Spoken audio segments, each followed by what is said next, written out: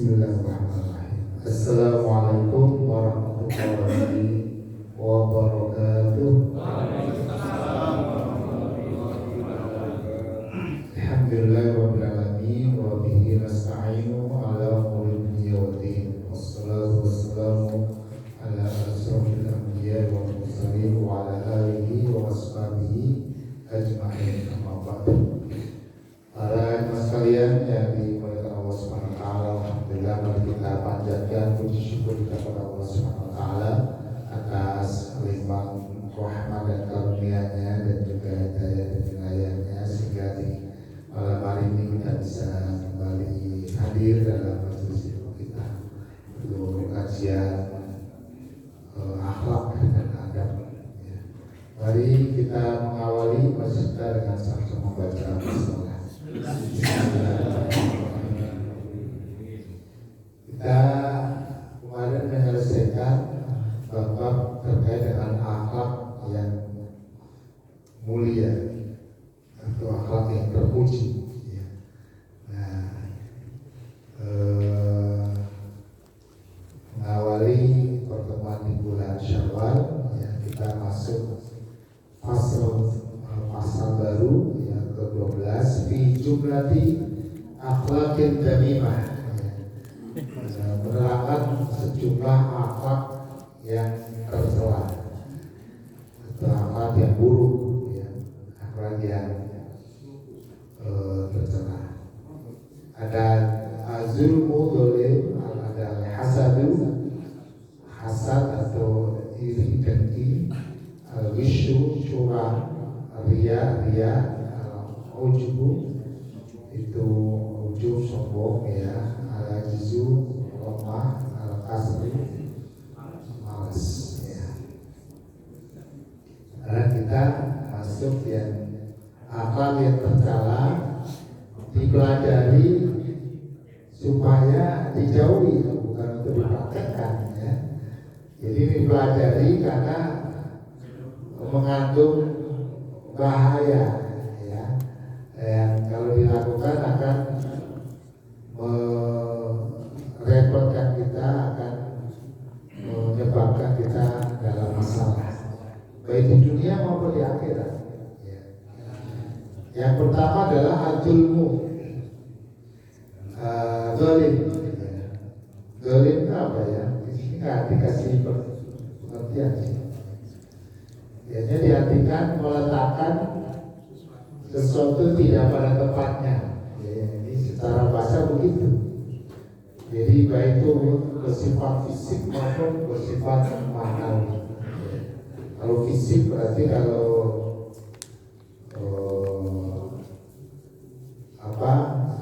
ini peci ditaruh di kaki, itu namanya dolim. Ini tempatnya di kepala, Atau ini ruangan masjid suci, kemudian dipakai atau orang masuk pakai sepatu atau buang-buang sampah di dalamnya, itu dolim.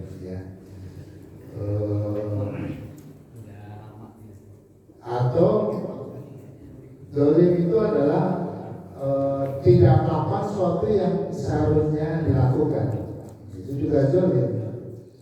Atau meninggalkan sesuatu yang seharusnya dilakukan atau melakukan sesuatu yang seharusnya ditinggalkan, itu juga termasuk zalim.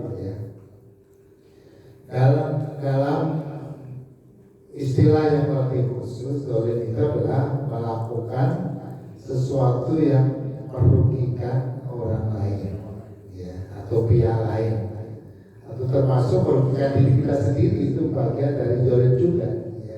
Jadi zalim nanti dibagi menjadi 3. Zalim kepada Allah berarti melanggar apa-apa yang menjadi ketentuannya, yang diperintah ditinggalkan, misalnya yang dilarang malah dikerjakan, misalnya begitu. Yang kedua, zalim kepada orang lain, artinya melakukan hal-hal atau mengatakan suatu perkataan yang merugikan orang lain, menyakiti hatinya, menyinggung perasaannya, mengambil hak-haknya. Nah, itu zalim yang kedua. Yang ketiga adalah zalim kepada diri sendiri. Ya, artinya melakukan hal-hal yang merugikan diri sendiri. Ya, yang seharusnya diri kita itu dimuliakan, dijaga, dipelihara, ya. Tapi kemudian kita melakukan hal-hal yang justru menyakiti, merusak diri kita sendiri, ya, baik di dunia maupun di akhirat. Ya.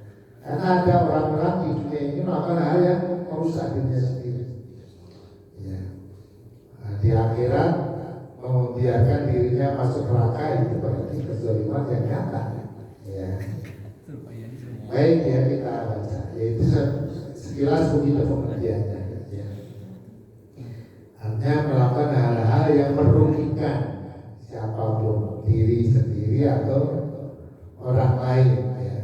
Secara umum, ya, Nabi melarang perbuatan zalim itu dilakukan oleh kita kepada orang lain atau orang lain kepada kita, ya.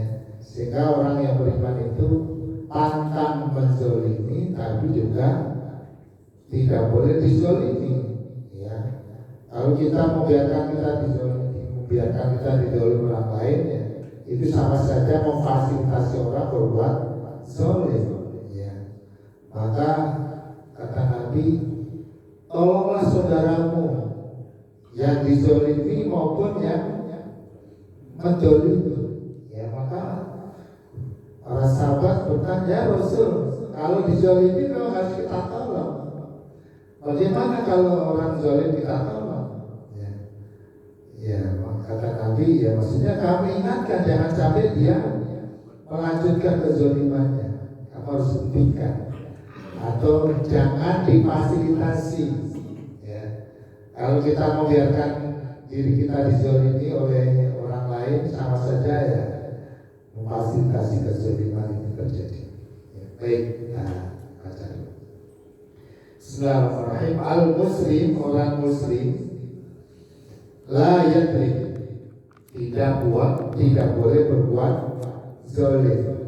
Ya, dengan tiga macam tadi. Wala yudlam, dan tidak boleh dizolimi. Ya. Baik diri kita atau orang lain.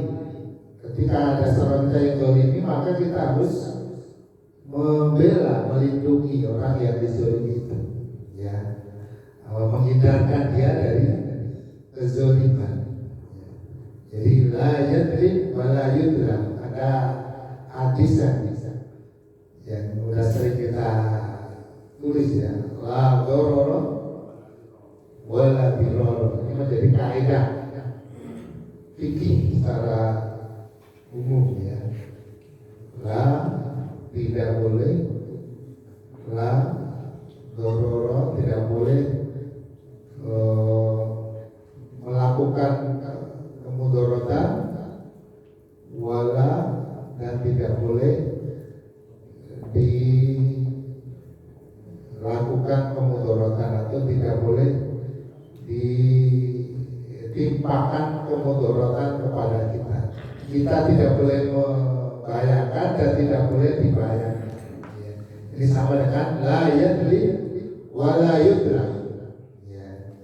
Intinya Islam itu tentang rahmatan lil alamin, membawa rahmat supaya tidak ada terjadi orang-orang yang dizolimi, orang-orang yang dirugikan, disakiti hatinya, diambil hak-haknya secara zalim. Fala yasduru anhu dzulmun li ahadin, maka tidak boleh datang, ya, darinya, dari seorang muslim, dzulmun, kezaliman, li ahadin, kepada seseorang. Jadi tidak boleh seorang muslim itu kemudian melakukan kezaliman kepada siapapun, kepada, bahkan termasuk kepada orang kafir, bahkan tidak hanya orang, kepada hewan pun tidak boleh zalim, ya. Kita tidak boleh berbuat zalim kepada siapapun, bahkan ketika kita berperang pun tidak boleh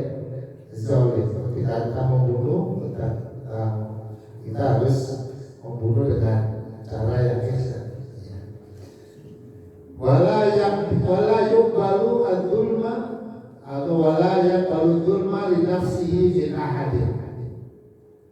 Dan seorang muslim tidak boleh menerima kezaliman pada dirinya dari seseorang.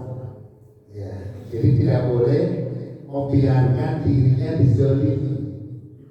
Ya, walaupun ketika terjadi kezaliman, dia bersabar, tapi bukan kemudian terus membiarkan. Ya, kalau membiarkan sama saja membiarkan saudara yang berzalim itu akan dalam masalah. Ya, kata Nabi tadi, unsur akhaka zaliman atau madluman. Tolonglah saudaramu itu dalam keadaan zalim atau dizalimi. Kalau zalim ya cegahlah, hentikanlah, dan jangan difasilitasi, jangan dikasih ruang, gitu ya. Baik, kenapa? Karena adzulmu bianwa'i salasa muharramun. Karena zalim dengan macam-macamnya yang 3 macam, berarti kepada Allah, kepada manusia, dan kepada diri sendiri, itu semuanya hukumnya haram. Ya. Fil kitab wa sunnah, menurut Al-Quran dan sunnah al-hadis. Artinya Al-Quran hadis kompak menyatakan haram hukumnya berbuat zalim kepada Allah, kepada orang lain, atau kepada diri kita sendiri. Nanti akan dijelaskan masing-masing. Ya. Allah Ta'ala, Allah berfirman, la tadrimuna wa la tudlamun. Kalian tidak boleh berbuat zalim kepada siapapun, wa la tudlamun, dan kalian tidak boleh juga dizalimi oleh siapapun. Intinya tidak boleh ada perbuatan zalim dalam kehidupan kita. Ya. Jadi Allah mengharapkan kezaliman itu terjadi dalam kehidupan manusia. Ya. Wa qala subhanahu wa ta'ala, dan Allah berfirman, wa man yadlim minkum nudhiqhu 'adzaban kabira. Ya, Allah mengancam barang siapa yang berbuat zalim di antara kalian, maka kami akan rasakan dia, atau akan jadikan dia merasakan azab yang besar atau yang berat. Artinya azab kezaliman itu berat. Ya, bahkan sebelum azab di akhirat, kata Allah dalam diskusi, tidak ada perbuatan yang lebih layak aku percepat balasannya daripada perbuatan zalim. Ya. Jadi perbuatan zalim itu Allah ingin segera membalas pelakunya sebelum nanti di akhirat, di dunia ini hanya langsung dikasih balasan dulu. Itu yang suka disebut hukum karma atau apa ya, itu artinya orang yang menzalimi siap-siap aja dia akan kena karmanya. Wa qala azza wa jalla fima yabi'an Nabi sallallahu alaihi wasallam, dan Allah berfirman di dalam hadis qudsi yang diriwayatkan oleh disampaikan Nabi-Nya sallallahu alaihi wasallam. Hadis ini substansinya kata-kata Allah tapi dinarasikan oleh Nabi, dan tidak terdapat di dalam Al-Quran. Ya, ungkapan Gusti Allah tapi disampaikan oleh Nabi dengan bahasa Nabi. Ya ibadi, wahai hamba-hambaku, inni haramtu dzulma ala nafsi. Sesungguhnya aku mengharamkan kezaliman atas diriku, kata Allah. Wa ja'altu bainakum muharraman, dan aku jadikan kezaliman itu haram di antara kalian. Fala tadzalamu, karena itu janganlah kalian saling menzalimi. Tadzalam itu ada musyarakah, ya, tapi balik saling. Jadi menzalimi nggak boleh, dizalimi juga jangan. Ya, jadi jangan ada perbuatan zalim di antara kalian. Allah telah menyatakan Allah tidak akan kedoliman, telah nyatakan dirinya itu haram berbuat dolim. Dan Allah juga jadikan kedoliman itu haram atas hamba-hambanya, maka jangan saling menzolimi, ya, baik dengan sikap, perkataan atau perbuatan. Ya. Wa qala alaihi salatu wassalam, dan Nabi sallallahu alaihi wasallam bersabda, ittaqul zulma, takutlah kalian kepada perbuatan zalim. Fa inna zulma yaumil qiyamah, karena sebenarnya perbuatan zalim itu akan menyebabkan kegelapan di hari kiamat. Ya, berarti kegelapan di hari kiamat itu menjadi tanda akhir yang suram. Ya, kegelapan ketika di padang mahsyar, ya, karena nanti setiap orang itu beda-beda. Ada yang ada cahayanya, ada yang gelap gulita. Ya, itu sebelum sampai nanti di ujungnya, ya, sebelum ke neraka atau ke surga itu sudah kelihatan calon-calonnya itu penampakannya udah beda, ya. Yang ahli surga itu ya, mukanya sumring, ya, cerah, karena tanda-tanda kemenangannya itu sudah nampak, ya. Karena di padang mahsyar dia juga merasa lebih sejuk, kemudian juga wajahnya terang, kemudian terang, ya, jalan terang. Ya. Nah, kebalikannya yang ahli maksiat, para pelaku kezaliman, maka dia wajahnya suram, ya, kemudian gelap, ya. Zulmatun yaumal qiyamah. Wa qala man dzalama qaida shibrin minal ardi awwaqallahu min sab'i ardina. Barang siapa yang menzalimi, ya, qaida shibrin, ya, sejengkal minal ardi, sejengkal dari tanah. Sejengkal seberapa? Ya, sejengkal. Ya, nggak apa, bebas sejengkal aja.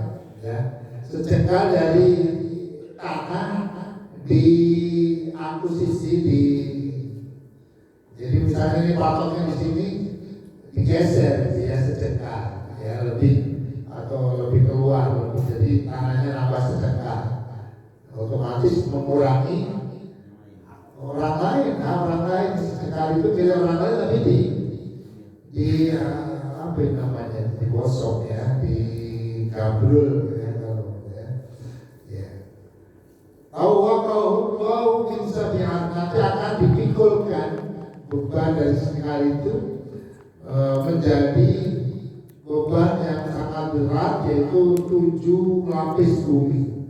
Jadi sejengkal itu terus ke bawah sampai 7 lapis bumi, itu nanti dipikulkan ke orang tersebut, ya, menjadi beban rusaknya, beban pertanggungjawabannya yang sangat berat, ya. Ya, hati-hati, ya. Mungkin banyak yang tidak selesai di dunia, mungkin juga nggak ketahuan, yang punya tanah yang diambil setengah itu juga nggak merasa, ya. Tapi jangan merasa aman kalau tetangganya nggak merasa, ya. Karena justru ketika di dunia tidak selesai, itu nanti menjadi beban berat di akhirat. Rumah Quran, kemudian beliau membaca ayat wa kadzalika akhdhu rabbika idza akhadha al-qura wa hiya dhalimatun inna akhdahu alimun syadid. Demikianlah azab Allah ketika dia mengadab sebuah negeri yang zalim, ya, sesungguhnya azabnya itu sangat pedih, ya, sangat pedih sekali.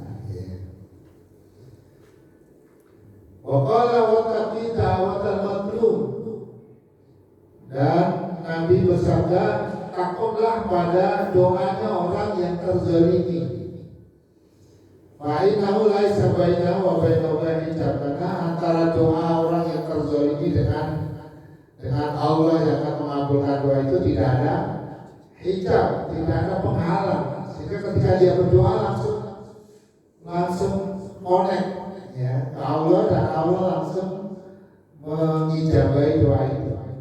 Maka hati-hati jangan sampai menzalimi seseorang, karena begitu orang yang terzalimi itu berdoa maka langsung terkabul ya. Kalau doanya bertolak kan pasti jelek kan, apa sih, tapi biasanya jelek. Ya ada juga sih yang zalimi tapi kayak Nabi dizalimi doanya bagus ya, tapi kan itu jarang ya. Yang banyak kan ketika dizalimi dia bersumpah mampus ya, atau apa gitu ya. Pokoknya doa-doa yang jelek-jelek. Nah, itu hati-hati ya. Karena saya pernah pengalaman ya, ini pengalaman jelek. Jadi ini pernah cerita juga ya. Dalam perjalanan saya ke Bandung lewat terminal Cianjur itu apa namanya? Pasir Hayam ya. Yang kita kalau lewat alternatif ya, terminal luar itu kan ada lewat kuburan yang kanan dan yang kiri lurus ke lewat terminal ya, terminal Pasir Hayam. Nah, pas hujan gitu ya. Nah, di situ di tempat orang menunggu kendaraan itu pada berbaris. Ya, saya nggak tahu kalau di situ ada genangan air, agak kencang, megahnya nyemprot. Nah, saya nggak tahu, mungkin bagusnya berhenti ya, minta maaf ya. Cuma ya salahnya nggak berhenti. Ya. Kemungkinan ya keceplosan itu kan merasa terzalimi ya, merasa ya mungkin ya mau bepergian kemana bajunya jadi kotor ya, mungkin berdoa. Nah itu ya, itu yang saya ingat terus ya. Karena setelah itu betul-betul terhapus saya. Ya tidak berapa lama ya, dari situ di perapatan berikutnya itu langsung ke kanan, langsung ke PES ya. Kempes ya, langsung ditangkap timbang ya. Timbang dikencengin putus itu. Baunya putus ya, sehingga tinggal hanya dua kan itu mau bisa dulu yang dulu itu baunya tiga. Jadi karena satu putus jadi tinggal dua. Wah, kan jalannya pelan-pelan sampai ketemu bengkel, itu ke bengkel ya. Saya dapat laut, itu lama nunggunya ya. Nah, itu kesusahan pertama. Jalan lagi sampai di sana di Gelong-gelong itu mana pada larang ya. Nah, pada larang kemana lagi? Ya, kompas lagi gitu ya. Tambah lagi ya. Jalan terus sampai Buah Batu, waktu itu mau Bojong Soang ya. Bojong Soang masuk ke arah pesantren keblesek. Karena jalan-jalan keblesek ya, lama ya, mati butuh kan. Masya Allah ya. Udah seru lah ya. Hal itu saya memaknai bahwa saya telah ada kesalahan ya, melakukan kezaliman kepada orang-orang yang terzalimi dengan semprotan air. Ya, dia nggak sengaja. Tapi kan mereka terzalimi ya, karena harusnya kita turun kita maaf ya, itu tidak dilakukan.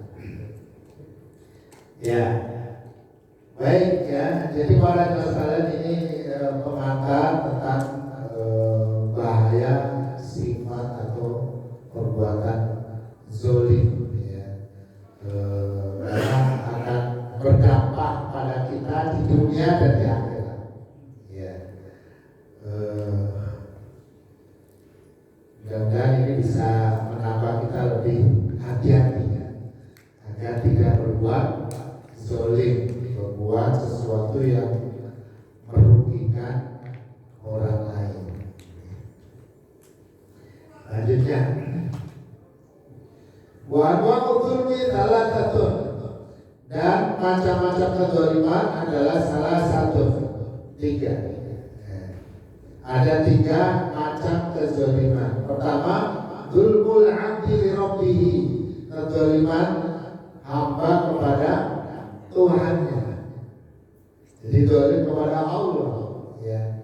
Wadzalika, yang demikian itu yakunu bil kufri bi ta'ala. Pertama, kezaliman kepada Allah itu adalah mengingkarinya, mengingkari Allah, ya. Jadi Allah itu eksis, Allah itu ada, jelas, pencipta, pengatur alam semesta, tapi dia mengingkari, enggak, ya. Ya. Jadi ini kezaliman kepada Allah. Allah Subhanahu wa taala, Allah berfirman, wal kafiruna humudz zalimun. Orang-orang kafir itu mereka benar-benar orang yang berbuat zalim, ya. Jadi mengingkari sesuatu yang ada, zalim. Menetapkan sesuatu yang tidak ada, zalim juga, ya. Jadi sesuatu yang nyata, hakikatnya ada, kemudian diingkari, itu kezaliman. Tuhan pencipta alam yang seharusnya diyakini, diimani, kemudian disembah, tapi itu tidak lakukan, berarti ya, itu adalah kezaliman. Wa yakunu bisyirki fi ibadati ta'ala. Dan yang kedua, kezaliman kepada Allah itu dilakukan dengan berbuat syirik di dalam beribadah kepadanya. Dia serba ba'da ibadati ta'ala ila ghairi, dengan cara mengarahkan sebagian dari bentuk ibadahnya kepada selain Allah, ya. Sholatnya yang perintahkan Allah, tapi dilakukan arahnya kepada selain Allah, berarti itu syirik, ya, kezaliman. Atau Tuhannya Allah, tapi yang disembah, yang diminta, yang dipuja itu yang selainnya, itu juga zalim, ya. Allah berkata, wa idza sa'alaka ibadi anni fa inni qarib, atau ud'uni astajib lakum. Mintalah kepada aku akan kabulkan. Tapi mintanya kepada yang lain. Minta kepada kuburan, minta kepada jin, kepada pohon dan sebagainya. Nah, ini adalah kezaliman. Maka Allah mengatakan inna syirka la dzulmun adzim. Sesungguhnya kemusyrikan itu adalah kezaliman yang sangat besar. Ya. Ya, seharusnya Tuhan itu satu, dialah yang disembah, diarahkan segala pengabdian, doa, ketergantungan hanya kepada Allah, tapi ini dibuat sekutu yang lain, yang tidak layak, tapi dilakukan, ya, bergantung kepada, maksudnya bergantung itu kepada Allah, tapi tidak karena setan membuat tempat-tempat bergantung yang lain, akhirnya itu menyesatkan manusia, bergantung kepada cincin, bergantung kepada kalung, kepada sabuk, kepada jimat, isim, ya. Jadi jimat-jimat itu memang dibuat oleh setan, ya, sebagai media, sarana untuk mendistraksi pengabdian manusia, mengalihkan pemujaannya maksudnya kepada Allah, dialihkan kepada benda-benda itu, ya, sehingga kemana-mana dia bergantungnya pada benda itu, bukan pada Allah, ya. Jadi kalau mau pergi harus dibawa benda itu, karena kalau benda itu bersamanya dia merasa aman, merasa kebal, merasa berwibawa, atau merasa terlindungi, atau merasa nanti memiliki kemampuan bela diri yang kuat dan sebagainya. Akhirnya tidak perlu lagi berdoa, ya, cukuplah membawa jimat-jimat itu. Nah, itu adalah kezaliman yang terbesar. hamba kepada selainnya min ibadillah, dari hamba Allah wa muqati dan makhluk-makhluknya, kezaliman kepada orang lain, baik itu manusia maupun makhluk-makhluk yang lain, termasuk binatang ataupun tumbuhan. Ya, jadi mestinya orang-orang yang beriman itu merepresentasikan misi agamanya, yaitu rahmatan lil alamin wa ma arsalnaka illa rahmatan lil alamin, dan aku tidak mengutusmu Muhammad kecuali untuk membawa rahmat. Begitupun misi itu harus dijalankan oleh kita para umatnya. Kami tidak mengutus Muhammad dan juga pengikutmu umatmu kecuali hadir dalam kehidupan dunia ini membawa rahmat, membawa kebaikan, membawa kedamaian, membawa kemaslahatan, membawa kebahagiaan pada semuanya. Ya, jangan malah jadi biang kerok, ya berbuat zalim. Jadi maksudnya kita membawa kebaikan dimanapun kita berada, baik pada orangnya maupun kepada lingkungannya. Ini malah buang sampah di selokan, ya, buang tikus di jalan. Itu maksudnya gimana tikus pakai dibuang di jalan? Ya. Ya kan sering kita lihat tikus di jalan, itu maksudnya gimana? Tikus bangka dibuang di jalan. Kan dikubur. Ya, untuk lewat ini sungai yang itu ya. Ya kalau ini ke lewat rel itu ya, kalau ke sungai apa ya? Atau sungai, semua sungai lah. Termasuk dulu kalau dulu waktu jembatan Kusa kan lewat situ ya. Itu kan lewat sungai untuk serbatan ya. Iya. Itu banyak sampah dan kita sering melihat orang di situ gitu ya. Memang itu sudah apa ya, kayak sudah kebiasaan dan sudah menjadi tradisi yang jelek ya.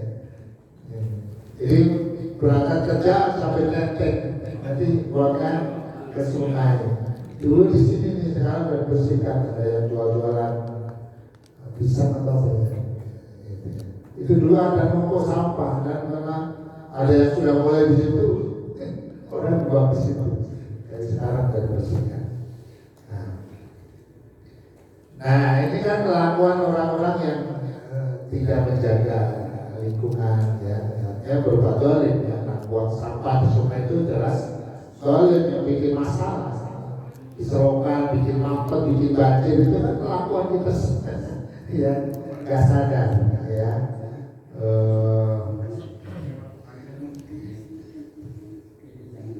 Baik ya. Jadi ini kezaliman yang kedua. Wadzalika bi'atiyatihim bi'aradihim, yaitu dengan cara melakukan hal-hal yang menyakiti mereka, ya, atau merugikan mereka dalam harta mereka, atau mengambil haknya, ya, dengan cara gosok, cara menipu, cara apalagi mencuri, ya. Awal-awalnya masuk terhadap tubuh-tubuh mereka, menyakiti, mencubit, memukul, sampai kemudian menghilangkan nyawanya. Awal-awalnya tadi kehormatan, ya, kehormatan ya, ini awal harta, ya. Kehormatan itu ya dengan mencela, menghibah, menghasut, ya, memfitnah. Awal berarti mengambil dengan cara yang batil, ya, korupsi, atau jual beli tapi curang, dibayar hak dengan tanpa cara yang benar. Allah Nabi Sallallahu Alaihi Wasallam, Nabi bersabda, "Maka dat'indahu madlamatun ya'tihi min 'irdihi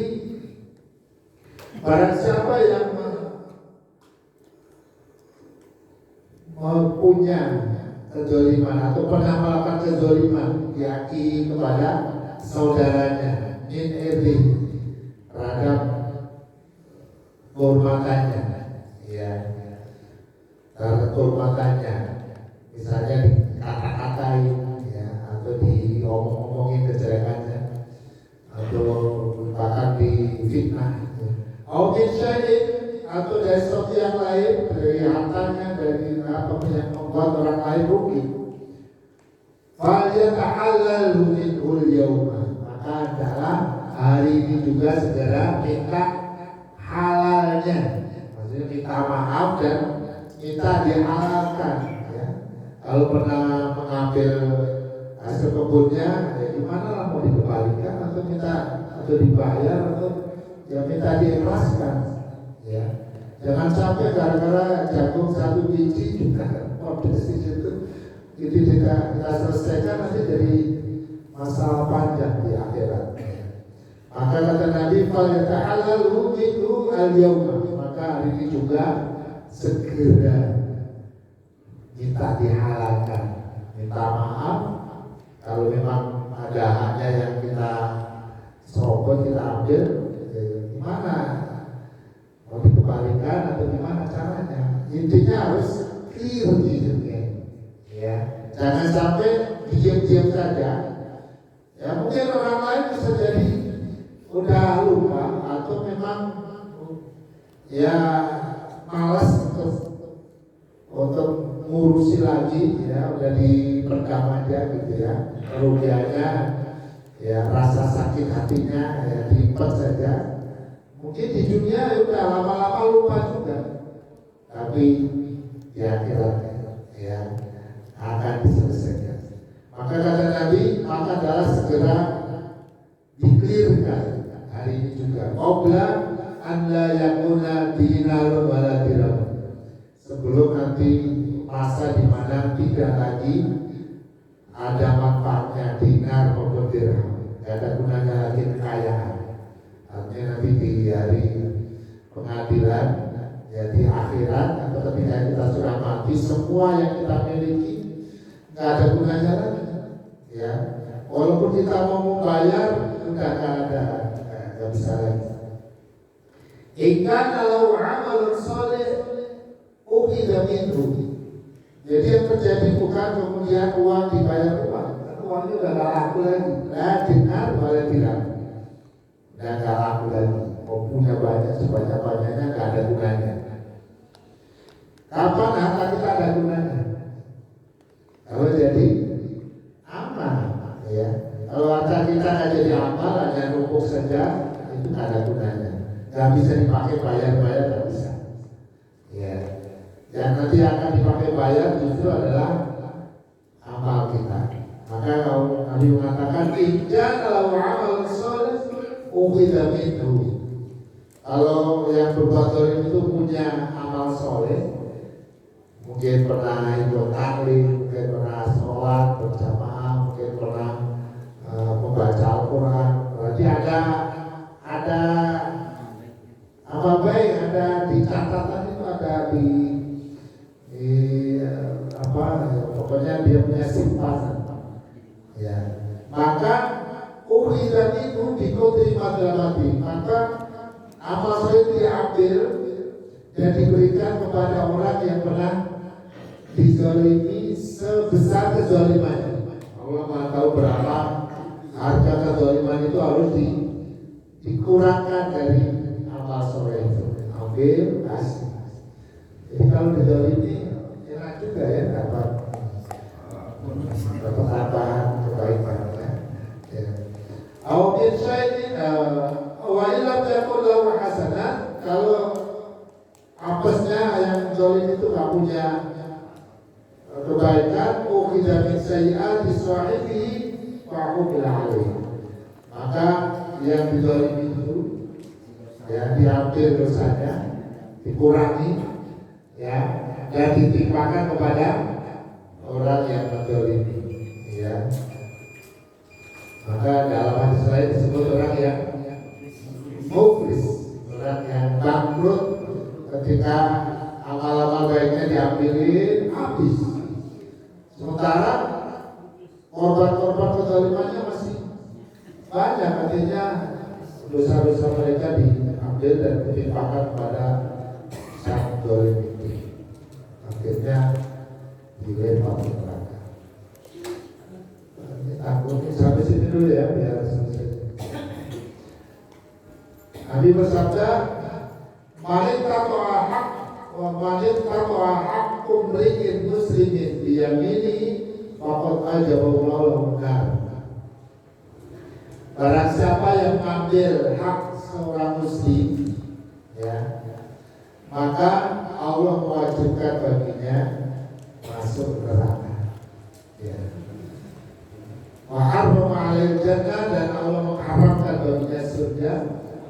Faqala rajul, maka seorang berkata, "Wa in kana yasiran ya Rasulullah," walaupun itu yang diambil sedikit. Faqala wa in kana qadiban min araq, walaupun hanya setangke kayu arok ya orang oleh seberapa kan, itu bisa menghalangi seseorang dari masuk surga. Ya, haram seseorang masuk surga ketika di dalam diri orang itu masih ada dosa kezaliman, walaupun satu tangke kayu arok, ya, kayu arok yang biasa dipakai siwak itu diambil, ya, tanpa izin, itu bisa menjadi penghalang seseorang masuk surga. Waqala alaihi salatu wassalam, "Lam yazal al-mu'minu min fushatin diri malam yusib daman haraman." Jadi seorang mukmin akan senantiasa dalam keluasan agamanya selama dia tidak menimpakan atau menumpahkan, ya, darah saudaranya secara haram, ya. Artinya dia akan tetap baik dan akan peluang mendapatkan ampun dari Allah selama dia tidak berbuat zalim dengan menumpahkan darah yang haram terhadap saudaranya. Wa qala kullu muslim al muslim haram, muslim atas muslim yang lain itu haram damu, darahnya, wa malu, dan hartanya, wa itu, dan kehormatannya, kecuali diperoleh dengan cara-cara yang halal. Jadi tidak boleh merugikan atau melanggar hak-hak saudaranya, baik dalam kehormatannya, dalam harga dirinya, dalam hartanya, dan juga dalam nyawanya, ya. Jadi nyawa setiap muslim itu dilindungi, ya. Tidak boleh diganggu dan tidak boleh diperlakukan dengan semena-mena oleh orang lain. Kalau kemudian dilakukan, maka Allah akan tutup belakang itu, ya. Sehingga hati-hati agar kita tidak melakukan hal-hal yang bisa merugikan orang lain, baik dalam kehormatannya, dalam hartanya, maupun dalam jiwanya. Ya, para ibu sekalian, benar hati, ya, menuju hasut. Ya, terakhirlah, ya, agung nanti masih gini doang. Yang ketiga macamnya dari zalim adalah zulmul abdi nafsi, kezaliman seseorang kepada dirinya sendiri. Pertama berawal, yang kedua kepada orang lain, kepada diri sendiri. Wadhalika, yang demikian itu bitansiyatia wa kalwiyah, yaitu dengan memotori dirinya di athari anwa'i dzunub, dengan bermacam-macam perbuatan dosa, wajarah, dan jarimah atau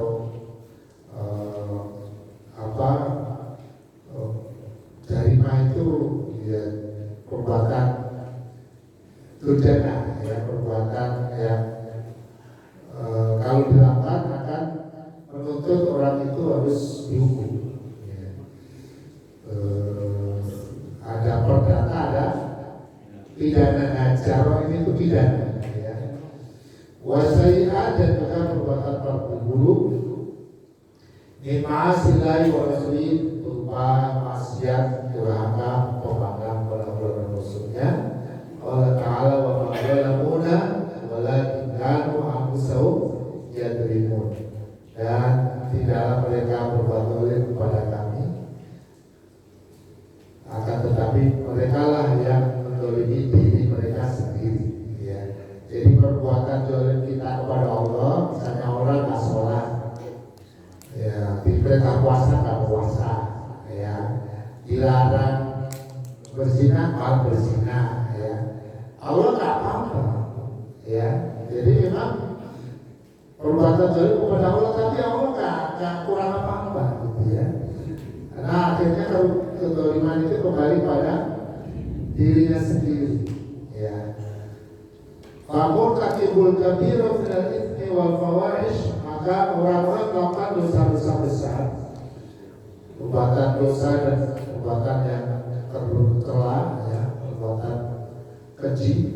Wa zalim li nafsi, sesungguhnya dia menzalimi dirinya sendiri, ya.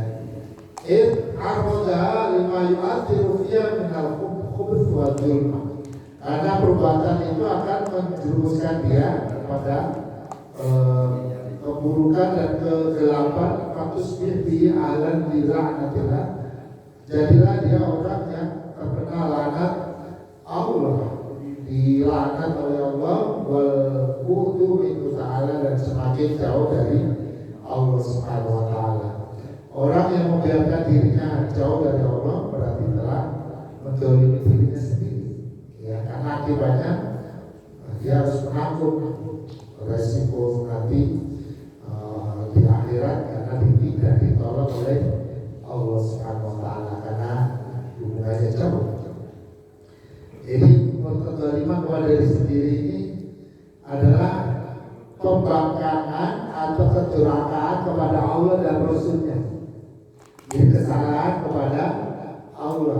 Kalau sekarang ya kesalahan kepada syariat, baik itu melanggar perintah atau melakukan yang dilarang. Gak ada yang dirugikan, orang gak ada yang dirugikan. Kita gak sholat kan gak ada orang gak rugi.